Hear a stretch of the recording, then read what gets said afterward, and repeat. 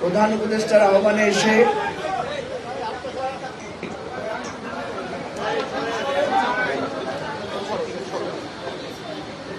AB পার্টির পক্ষ থেকে আমরা 5টি বিষয়ে কথা বলেছি। প্রথমত আমরা আমাদের একটা অবজারভেশন দিয়েছি যে আমরা বলেছি যে সরকারের কার্যক্রমে সমন্বয় ও দৃঢ়তা এবং সুশৃঙ্খলতার খুব অভাব আমরা দেখতে পাচ্ছি।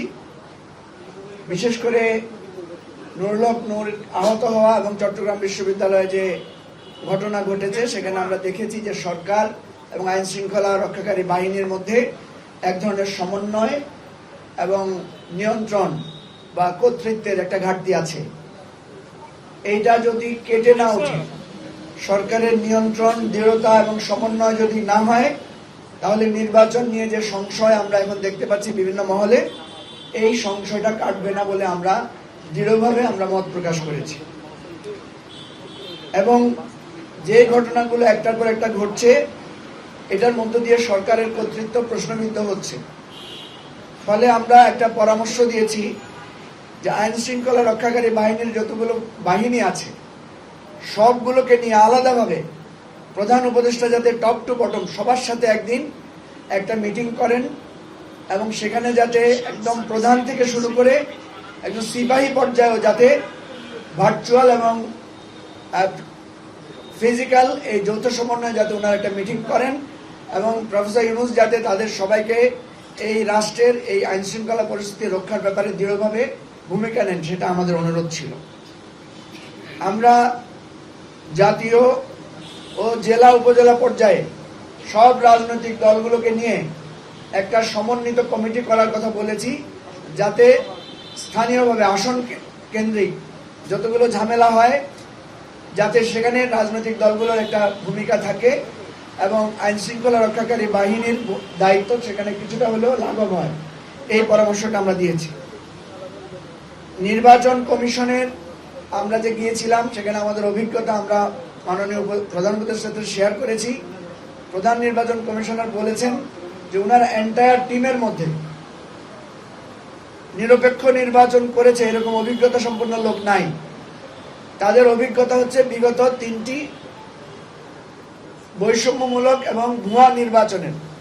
ফলে আমরা একটা অনুরোধ করেছি যে যারা এক্সপার্ট ইলেকশন পরিচালনা করেছে অতীতে, যারা রিটার্নিং অফিসার হিসেবে খ্যাতির সাথে কাজ করেছে, এরকম এক্স গভর্নমেন্ট অফিসিয়ালদেরকেও এবং আমলাতন্ত্রের ভিতরে যদি এরকম লোক থাকে তাদেরকে যাতে এখানে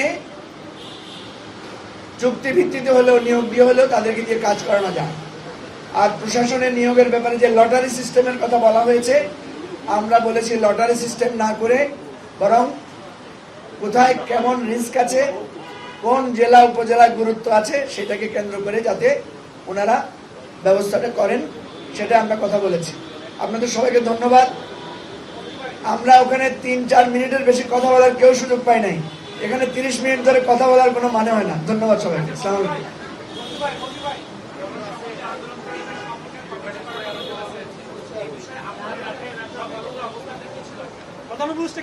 প্রধান উপদেষ্টা বলেছেন, আমরা এগুলা নোট করেছি।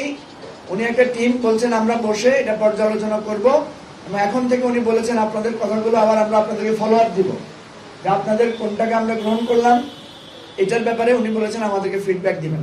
প্রধান উপদেষ্টা আরো কতগুলো কথা বলেছেন। উনি বলেছেন যে নির্বাচন যে চ্যালেঞ্জ, এটাকে সবাই মিলে ফেস না করা ছাড়া কোনো উপায় নাই এবং নির্বাচনের ব্যাপারে যেই দূরত্বগুলো আছে, যেই প্রশ্নগুলো আছে, এগুলো উনি সবাইকে অনুরোধ করেছেন আপনারা স্যাক্রিফাইস করেও আস্তে আস্তে একটা ঐক্যমত্যের জায়গায় পৌঁছার জন্য। সবাইকে ধন্যবাদ।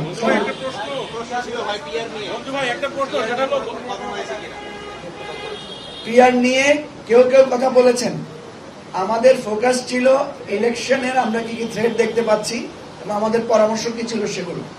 বন্ধু ভাই, গতকাল পরশুদিন হলো জামায়াত ইসলাম অভিযোগ করেছিল যে নীল নকশার নির্বাচনের দিকে আগাচ্ছে, এটা বিষয়ে কোনো কথা হয়েছে কিনা আজকের মিটিংয়ে? আমি আবারও বলছি, প্রত্যেকটা রাজনৈতিক দল 3 থেকে 4 মিনিটের বেশি কথা বলার সুযোগ পায় নাই সেখানে, বা আমরাও মনে করি নাই যে বেশি কথা বলা দরকার। ফলে এখানে আমি যদি 30 মিনিট বক্তৃতা দিই, এটা এমন হবে যে আমি যা বলি না এখানে এসে যা বলছি। আমরা যা বলেছি সেটা এখানে বলতে চাই, এর বেশি আলোচনা করতে চাই না। সবাইকে ধন্যবাদ। আসসালামু আলাইকুম।